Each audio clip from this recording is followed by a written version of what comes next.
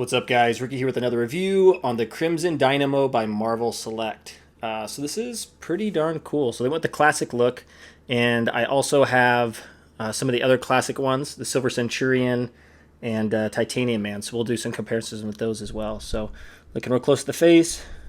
Okay, so good skin tones. Right, they did brown on the eyebrows. It looks good. On the beard as well, and they put in a little bit of white or gray. Looks more like a light gray on it, which looks good.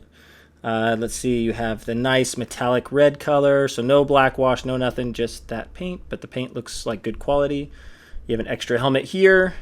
Looks like you have a mask here, and I assume that you just trade out this mask and keep the head. And they have one with a laser beam, which is pretty cool. So I could imagine using that one quite a bit. And it looks like you have a hand with some beams there. You have extra hands there, and also a beam hand there. So I assume the other beam hand looks just like that. So looking pretty good in the package. Here's the side of the box. Here's the back of the box. You know, and that's what so they did that. If you want to read the bio, just pause your screen now. Okay, cool. There's the barcode if you need the barcode, if you're searching for it. And then here's the side of the package. Like I said, it's interesting that they've been doing, because they used to do comic art on the sides, and now they've been doing action figure shots for the past, I think, couple of years, actually. So, interesting. Okay, so let's open this up, see what we're looking at. Okay, here is Crimson Dynamo out of the package. And this figure's looking awesome, actually. It's much better once you get it posed and stuff. So, obviously, like we said already, so really good metallic paint, not a whole lot of extra details. I did notice that they did do some airbrushing. So they darkened stuff up around there. They did it also on the legs. You can see a little bit of airbrushing there on the very tops. And they did it on the feet as well. So they did add a little bit of airbrushing for some differentiation, which looks good. And even out of the package, the face looks better. It looks really nice. It comes with a helmet, which we saw already. And the face does come off. And you can put this face on it. Or you can put the face with the laser beam, which is kind of cool. So that's this here. So it just plugs in, super easy. I'll show you how to do that, and we'll do the different faces as well. So this is the part I'm talking about. It's upside down, but so you can see there, just plugs in. Comes with those little hand beams, which are pretty neat, and then a bunch of extra hands, which is pretty cool. So it came with a lot of really good stuff there. So yeah, so how about we, here they are. Let me show you the extra heads real quick so you can see what that looks like. Okay, here's the extra head and the beams. And the beams are really cool clear plastic. It's really nice quality, actually. I really like that. So there's the head on. Looks really, really nice there. Looks really good. And here we can take an up-close look at the head while we're here. So you can see. Yeah, it did some really good paint applications there. So it looks like I got a little brown on the bottom of the nose there. But it's not really easy to see because you're not going to have them looking up too high. But I like the reds that they did there at the bottom, right where the creases are. Adds a little bit extra realism. And they did a pretty good job with the paint. They didn't like overflow or anything like that, like sometimes some of the other figures are done. So, okay, cool. So like I said, there's the extra head. So let's take off the face real quick and switch it out. Okay, if you want to see what it looks like without the face. So that's what it looks like. Okay, let's put the other face on real quick. Okay, here's the extra head. And I think, or the extra face, sorry. And I think I might like this one better. I think so. I actually really like that. I think that looks good. So I'd love to know in the comments, let me know which one you think looks better, that one or that one there. Actually, now that I'm looking at it, I'm not sure. It's pretty tough, pretty close. So let's put on the laser beam one and we can check out what that looks like. Okay, here's the extra laser beam. And honestly, this actually might be how I pose this thing. That's really cool looking. So cool laser beam really goes out of the eyes there, which looks good. I like this pose just in general with all the kind of laser stuff going on the energy field. So that's really cool looking.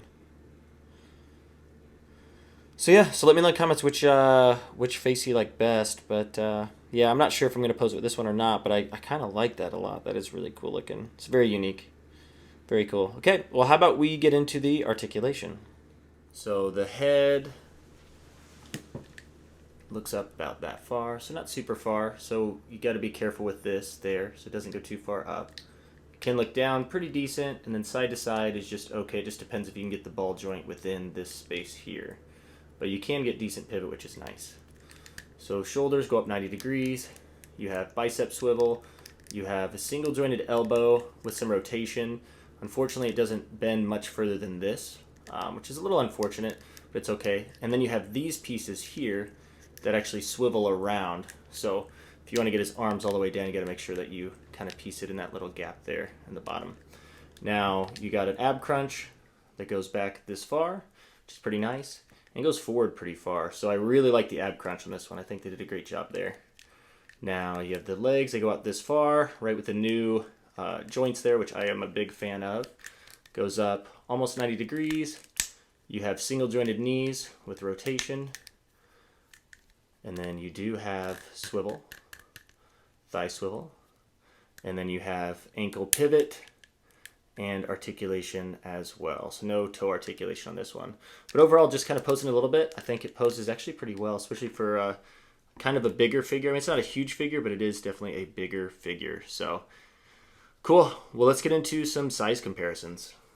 Okay, here we go. So in the middle right, we have Crimson Dynamo. We have the Silver Centurion to the left of him. We have to the far right Titanium Man, and to the far left we have the Hulkbuster Iron Man, the classic version. So looks like obviously the Silver Centurion Iron Man stands shorter, which makes a little bit of sense. So Crimson Dynamo, right, is very, very tall. However, Titanium Man is huge.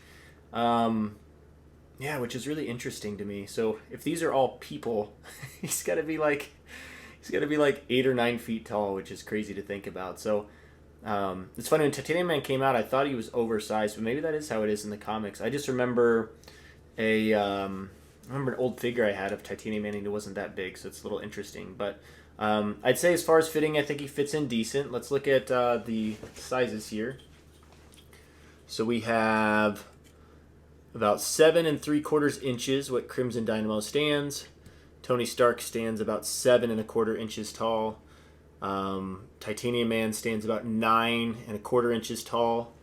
And then Iron Man's Hulkbuster stands about 8 inches tall. So if you need centimeters, Crimson Dynamo stands roughly about 20 centimeters tall. So like I said, I think fits in decent. I was thinking Crimson Dynamo because I remember from, depending on which ones you're looking at, I guess sometimes he looks bigger than others. Like sometimes I've seen him as big as Titanium Man in the comics, especially with the armor and stuff. So yeah, interesting. So they went with this one. And like I said, when I first saw the images, I thought it was going to be a little bit closer to Titanium Man's size, but it is not.